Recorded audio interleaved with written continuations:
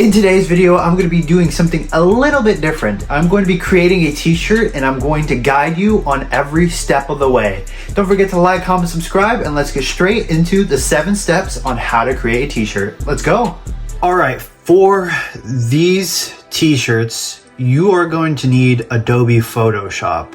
You could also use Illustrator, but Photoshop is the better option if you want to do things like this. All right, as you can see, you click New File up in the top left, then this menu will pop up. So what you are going to do is, since you are new to Photoshop, is you're going to click Default Photoshop Size. Click on it, create. A blank page will pop up, and that's what you should expect to see. All right, what you're gonna do is whatever you wanna put on the t-shirt, you're gonna have to have a picture or a design already ready, if that makes sense. So in this case, I already have a couple images picked out and ready. So we're gonna go drag and drop, just like that. You select it in your files, drag and drop. To minimize or expand it, you click Control T. If you're on Windows, this is Windows only. Then you could drag and drop it wherever. And then to deselect it, you'll notice that if you click on anywhere in the white, you cannot deselect. Best trick is to either click on the layer again or click in the random box in the bottom right. Same thing, drag, drop. If you have a bad computer, don't do this too quick because it will crash your computer. Click. Go in, drag, drop, click. There you go. Just like that. Then what I would recommend is, you see these little eyes next to the layers? That is to tell you whether or not the layer is active and you could see it. So to get specific layers, just click off. Just like that. And see, on my left hand side, there is no toolbox there. On yours, there probably will, because you might be a new user. On the left hand side. So if you don't have it, go to Windows and then Tool Presets. Oh, sorry. If you don't have those, go up to Windows, Tools. Click on that. They should pop up on your left hand side. Now that you have your tools there and the image on the blank canvas, what you're going to do is, if you want to expand, like make the image larger, hold down Alt and scroll wheel up or scroll wheel down. To go horizontal, you click Control, scroll wheel, as you can see. So for this instance, we're just going to scroll wheel in to make it easier for ourselves. All right, so next step. You are going to want to cut this out. To cut this out, the easiest method, there is 2 methods that I use. One, it makes it so much easier and faster. The other one is if you want to be more precise. So what we're going to use is this. The 4th one from the top. There is Object Selection Tool, Quick Selection Tool, or Magic Wand Tool. You're going to want the Object Selection Tool. Then, as you can see, you can't click on it yet. What you're gonna have to do is you have to go over to the right, make sure that the layer that you have on is selected. Then, what it's going to do is it's going to outline it in pink, as you can see. You could drag it, like you could hold down, drag just like that, or you can click on it. But for this instance, I'm going to hold down and drag just like you see here. It's gonna take a second. Your computer might almost break at this point, just like mine. Mine sounds like a jet engine at this point. See, it cuts out perfectly. Then what you want to do is you want to come down here to these little buttons down here. This is what is going to cut it out for you. You need to click Add Layer Mask. That is going to cut it out for you. And you do the same exact thing for all of them. So, like this, deselect, cut this out. Oops, I'm on the wrong layer, my bad. Well, it looked like my computer just crashed, so I'll be back with you momentarily. Yeah, if you have a really bad computer, don't mask it on the wrong layer. But we're back, and as you can see, in the time being, I cut out the rest of the images so we don't crash again. So, as you can see, all of them are cut out. The next thing we are going to do is we are going to put the T on the canvas. So I have one already. Let me put it in right now. All right, I just dragged and dropped it. Here it is. As you can see, it's dark. So what we're going to do is, since it's above all the other layers, is you want to drag and drop it, so all of the other images stay on top. Then what we're going to do is, whichever image you want on top is the one that's going to be generally the biggest. I wouldn't recommend doing one like this for the top, since he's cut off at the torso. I would do one that's primarily the best looking picture or the highest quality picture. As you can see, this one is not the best because he's cut off halfway. This one is kind of meh. This one is the best. So what we're going to do is we're going to drag drop that to the top, and yeah, we're going to make those disappear with the buttons on the right. Then to make him smaller, you click Control and T. This will select him, and you could make him whatever size you want, really, and adjust him to how you want the image. Next image, click. These are going to be the outside images, which tend to be smaller. So what we're going to do is Control T once again, drag him right there, and then drag him above so it looks like this. You could shape them to all you want. I'm going to put this image right there for now. Next is this one. We're going to drag this one above the other one, just like that. We're going to make him smaller. Control T once again. Put him just like maybe right around there. The wording is going to go right here. And actually, let me put that in right now. So what we're going to do is we're going to come over to the left hand side, click the big T. Once you click the big T, it's going to bring up this horizontal type tool. You want to click that, and then just click anywhere on the canvas. Then we're going to do, for this example, slim shady. Correct? All right, since it's under all those, we're going to drag this one to the top since it's a big part of the T. We're going to drag and drop this right here. Maybe make it a tiny bit smaller, just like that. And maybe, it's a little off center. Let me readjust that. There we go. Just like that. But we want to give this a better look, correct? So what we're going to do is you double click it like that. And normally if it's not selected, just click here, and then yeah, you would come down here to this FX, not any of these buttons. This is mask, this is color, this is folder, this is a new layer, and this is to delete the layer. We're going to come here. This is to add effects to it. We're going to come up to blending options, and this little window will pop up. So to add these vintage looking like fonts and things, what you're going to need to do is you're going to need to add a drop shadow.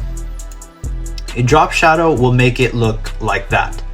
What you'll need to do is you'll make the opacity so it's not very vibrant. And then you need to make the size smaller, just like that. As you can see, it is fixing it on the t-shirt, right? And then to make it look more like metallic and like standing out in bold, what you're going to need to do is contour. Contour adds this sleek looking feel to the font. And then once you have this, you're gonna add any, I guess you could go through and just see what you like. Okay, so I'm going to go with Inner Glow just for this instance, right? You go to inner glow, you make sure it's on. I'm gonna make the opacity a little bit stronger, so it's a little bit like on the orangish yellowish side. So, and then I'm gonna add noise to this so it looks more and more grainy the more I slide up on the noise option. So it gives it more of a vintage feel to the t-shirt. And then once you have everything there, you click OK, and it permanently keeps it. Next, we're gonna go on to the actual images themselves. Now, what we're going to do to make it feel vintage is we're gonna go back into the blending options, right? We're gonna go back in there. Sorry, I had a banana smoothie earlier and it's like bubbling. We're gonna do inner shadow. Inner shadow is going to make, and select red. Red is probably the best option for like vintage looking tees because it makes it more vibrant. But I already have it set to 19% opacity. It looks too red on my side, so I'm just gonna adjust that to make it a little bit lower, 9%. And then we're gonna add another drop shadow to that as well. Distance just means that the shadow moves up and down or horizontal, wherever. And then this is the angle that it can go to go at. Then if you wanna make it bigger, you could just click at like the size option and then you should be done. Most of the time, if you go to a different layer, it already is set to that. So I would just go inner shadow and then drop shadow again. Go to blending options, inner shadow, drop shadow. Just like that. Then you are almost done. Here is the part where I had the most trouble when first starting to create designs, graphic designs on t-shirts. So most people would be like, oh, okay, it's done. I don't need to do any more. You're wrong, because if you don't do this, the t-shirt is going to look stupid and it's going to look very, very unfinished. So what we're going to do is we're going to first select the wording. We're going to come up here to edit. Then we're going to come down to transform. Then you'll slide over and click warp. Warp is going to allow you, well, first, if it doesn't let you, go to rasterize type. This will allow you to basically do whatever. You go back up to edit, then you go down to transform, and then warp. This will allow the font to basically warp to how you want it, just like that. You click back on the little box and you are done. This is one of the steps you need to take in order for your tee not to look very unfinished. Next, here is one of the most tricky parts that a lot of people just don't do, and it makes the tees look very cheap. You go over to erase. You select, for example, you select, let me go back up here so it makes it easier. Select this layer, right? You want to rasterize this layer again so you can actually erase things. You want to zoom in, then erase. Erase the bottom, and I'll show you why in just 1 second. You erase. Now, what you are going to do is there's 3 little dots right under the magnifying glass. Right click it, and then you have a lot more options. So with this, you're going to want to click smudge tool. Smudge tool, and then you'll have your size of the smudge, and you can adjust it accordingly. But for this case, we're going to zoom in, and we're just gonna click on it, just like this. Just like this. You just wanna make it look like it's smudged, just like that. Because if you don't do this step, it's gonna, on the tee, it's gonna look very cut off, and it's gonna look very like gross. And then here's the crucial part. you want to go down to the blur tool. The blur tool will create it so it looks like the T just like disappears from the bottom of the image like smoothly. I'll show you. It's kind of hard to explain in words, but we'll do this. Just like that. Just like that. So it looks a lot smoother on the T overall. You just want to keep clicking on the edges, and then to clean up the outer edges, you just add a little bit of blur to the outer edges of the image. As you can see, a little bit of blur like that. Then you could just set it accordingly, just like that, maybe. Yeah, that works. And then you're going to do this for all three. So same thing. We're gonna come in here. We're gonna go to erase, rasterize, cut this part off so you have enough room to smudge. We're gonna go down to smudge tool, pull it just a tiny bit at the bottom, just like that. Then we're gonna go down to blur and just blur that together with the canvas. So once you look away, it looks so much better. It doesn't look like cheap. And then the last layer. This one, it's not much. Only this is visible. So you're gonna need to go to the eraser, once again, rasterize, and then erase that bottom part. Go back into smudge. Since it's only this little part, you only have to worry about this, not the entire image. And then you can go to blur. And this will make it look so much cleaner. And since this arm is like popping out, what we can do is we can select it and then we can just erase it. But make sure that it aligns perfectly with the letters, or else if it doesn't, it will look funny looking. So there you go, there you go. And then click the top, and then you could also blur this as well. Gives it a more of a vintage look, and it doesn't look like you just grabbed images off the internet. So there you go. There is, and then you can also add more to the font, and then more to this, and then more to the actual things themselves.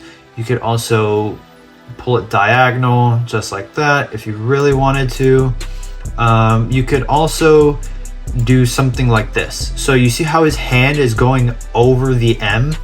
You could select the lettering, and you can just erase it, just like that. So it looks like his hand is going over it, and then you can just drag it like that. Yeah, there you go. And then you could do the same thing for here as well. Decent, just like that. There you go, guys.